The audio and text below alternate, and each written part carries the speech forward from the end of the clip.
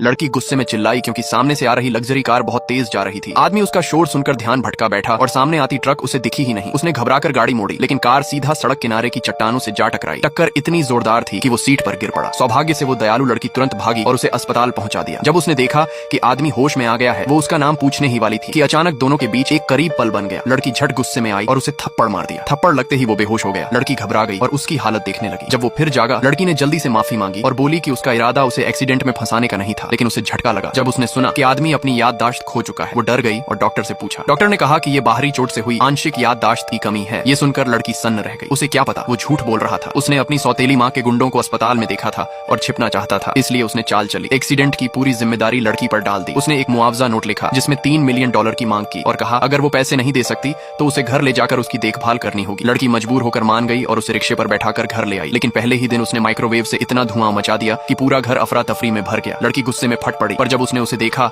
तो उसे बाहर निकालने का दिल नहीं किया। उसने बस गुस्से में कहा, घर में शांत रहो, कोई गड़बड़ मत करना। पर आदमी ने बात का मतलब ही गलत समझ लिया। कुछ देर बाद जब लड़की काम में व्यस्त थी, नीचे दुकान वाले का फोन आया। वो भागकर पहुंची तो देखा उसने सारी ड्रिंक्स गिरा दी थी। लड़की को सारा नुकसान खुद भरना पड़ा। वो उसके घमंडी चेहरे को देखती रह गई, समझ नहीं पा रही थी अब क्या करे। अब बताओ, अगर तुम उसकी जगह होते तो ऐसे आदमी से कैसे निपटते।